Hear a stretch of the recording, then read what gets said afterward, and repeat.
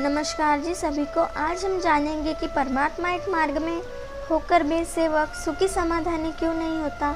महान तेगी बाबा जुमदेव जी ने अपने परिवार के दुख दूर करने के लिए बहुत ही कठिन साधना एवं त्याग कर एक भगवान की कृपा प्राप्त की। इस कृपा का त्याग कई दुखी पीड़ित लोगों को मिला। उनका जीवन सुखी समाधानी होकर उनकी प्रगति हो। तत्व शब्द नियम के माध्यम से बाबा ने यज्ञ कर निष्काम निस्वार्थ भाव से हम जैसे दिन दुखी पीड़ित लोगों को बिना मूल्य सौंप दी। मानव धर्म की स्थापना कर मानवता पूर्व चलने का मार्ग सिखाया।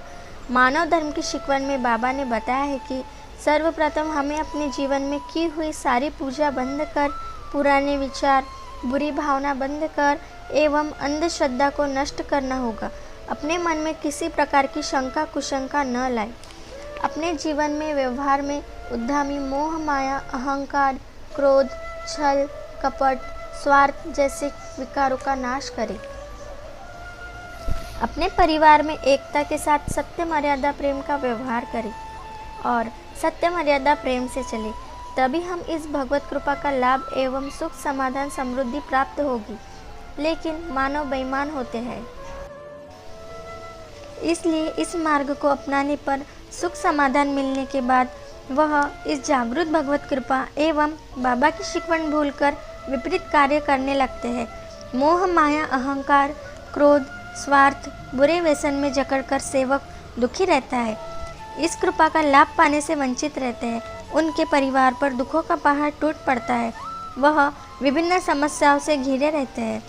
इससे उनके मन में भय निर्माण होता है। उनका देह डगमगाने लगता है तथा उनका परिवार बर्बादी की कगार पर पहुंचता है। ऐसी परिस्थितियों से बचने के लिए एक चित्त एक लक्ष्य एक भगवान की कृपा प्राप्त करने के लिए बाबा के दिए तत्व शब्द नियम एवं उनके आदेशों का अंत समय तक पालन करने का निश्चय करना होगा।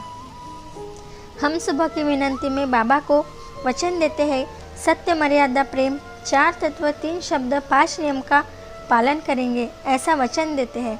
और विनंती होने के बाद कुछ सेवक ऐसे होते हैं, हम बाबा को दिए हुए वचन भूल जाते हैं। इसलिए उनके परिवार में दुख दूर होने के बजाय और दुख आते हैं। यही कारण है कि परमात्मा एक मार्ग में होकर भी सेवक दुखी रहता है। उन्हें दुखों का सामना करना पड़ता है।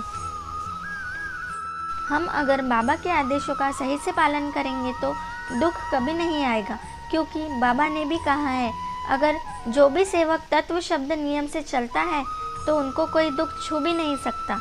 तो हमें बाबा के आदेशों का पालन करते हुए आगे बढ़ना है और जीवन के अंत समय तक एक भगवान का कार्य सच्ची निष्ठा और लगन से करना है।